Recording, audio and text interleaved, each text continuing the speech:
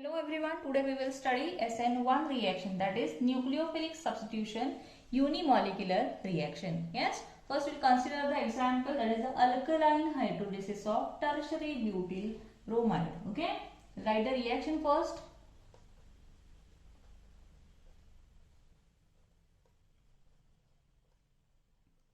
This is tertiary butyl bromide. Okay, and the reaction is hydrolysis of this tertiary butyl bromide. Yes, and the hydrolysis takes place with the aqueous NaOH or aqueous KOH. So as this is the nucleophilic substitution reaction, this bromine gets substituted with OH and the product formed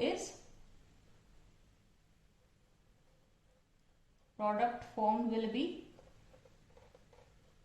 by substituting this bromine with OH, tertiary butyl alcohol is formed. Yes, so this is the simple reaction for SN1. Okay, so in this case, due to the steric hindrance of these 3 CH3 or 3 methyl groups around this carbon atom, this nucleophile cannot attack this carbon atom directly. Okay, so therefore the reaction takes place in 2 steps. Okay, first we will see the step 1. So into the step 1, it involves the heterolytic fission of this CBr bond. Okay, we'll write the step 1 for this. It will be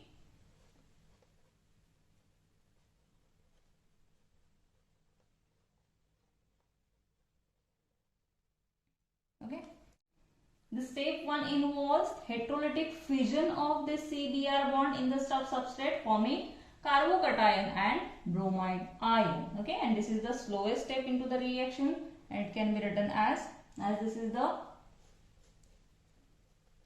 slowest step, so it is called as rate determining step of the reaction. Yes, so by the heterolytic fission of the CBr bond, it forms carbocation, that will be this.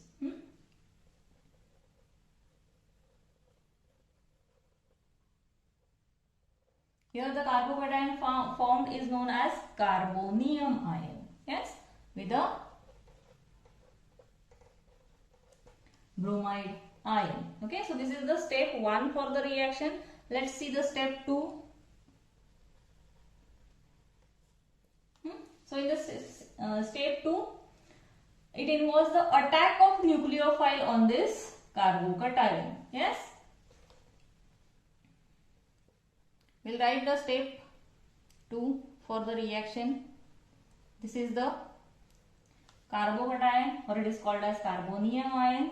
So the attack of nucleophile takes place on this carbocation. Yes, the nucleophile added is this OH negative ion. Okay, this is the fast step. So this second step involves the attack of nucleophile on the carbocation, and it forms COH bond. Okay, and the product formed will be this. This is tertiary butyl alcohol. Yes, and it involves the ionic charge neutralization. See here, it neutralizes into the products. Okay, so it is the fast step into the reaction. Yes, so here, since the first step is the slowest step into the reaction, it is called as rate determining state of the reaction. Okay, so the rate of reaction depends on the concentration of only one reactant, that is tertiary butyl bromide. Yes, so the rate equation for this can be written as rate of reaction will be equal to K multiplied by concentration of this substrate, that is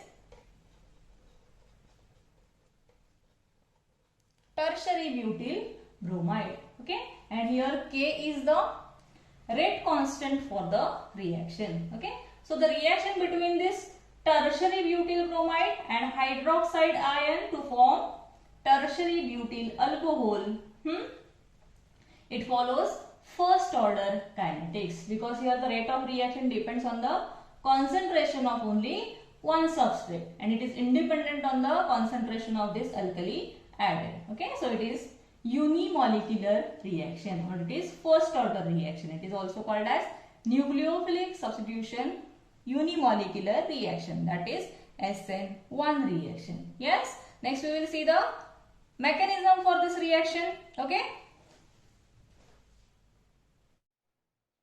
so the reaction takes place in two steps and both the steps involves transition step. Okay, so first we will study the step 1 for the reaction. Yes, we will write the reactant first, that is tertiary butyl bromide. Okay, first write it into the tetrahedral form.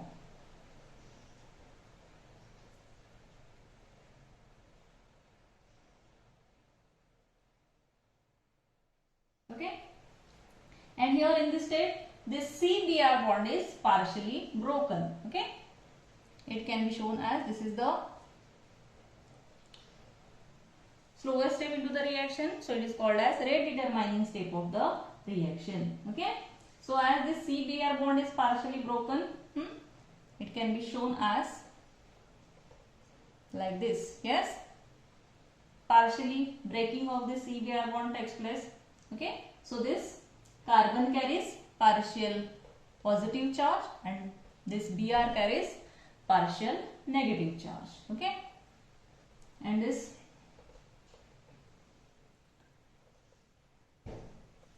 three CH3 groups are written like this. Okay, so this is the first transition step. So in this case the CBr bond is partially broken so that the carbon carries partial positive charge and this bromine carries partial negative charge. Okay, and further this breaks forming carbocation and bromide ion. Okay, it can be written as, by complete breaking of this CBr bond it is converted into carbocation, that will be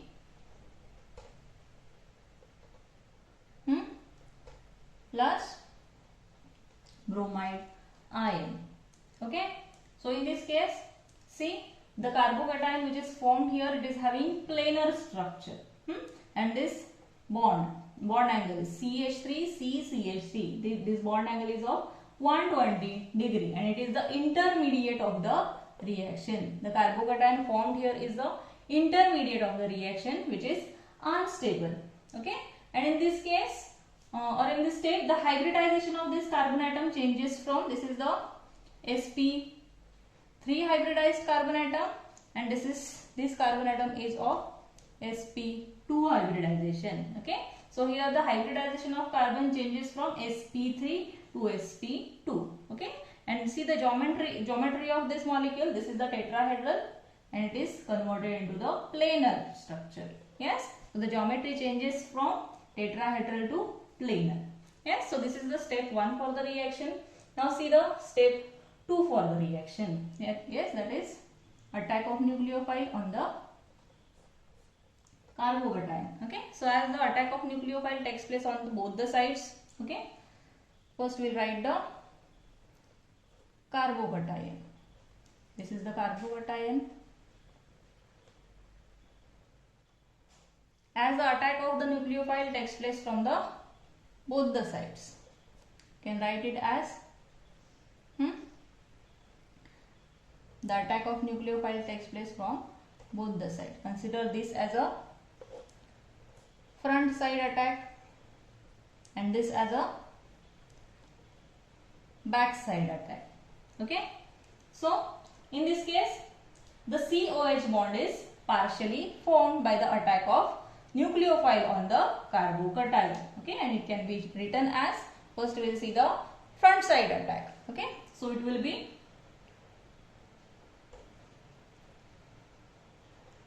see here the COH bond is partially formed into the transition state. Yes,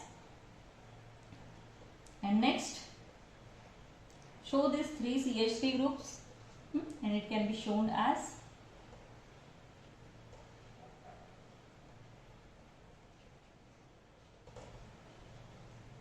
this is the transition state 2.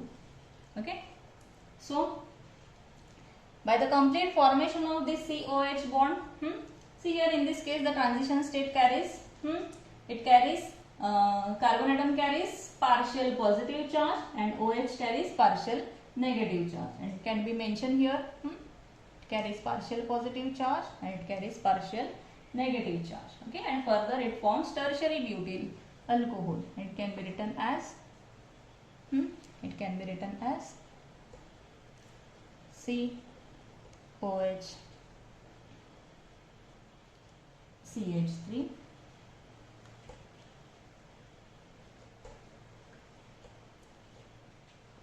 CH3. Okay, so here the product is formed with the retention of configuration. So the front side attacks results into the retention of configuration. Now see the back side attack. So into this case, once again attack of nucleophile takes place on the carbon atom, and the COH bond is partially formed. It can be shown as like this. See, COH bond is partially formed. CH3 CH3 CH2. Okay, so this is the transition state 2 for the reaction. Yes, in the similar way, when the COH bond is completely formed, it is converted into this alcohol, tertiary butyl alcohol, and it can be written as next COH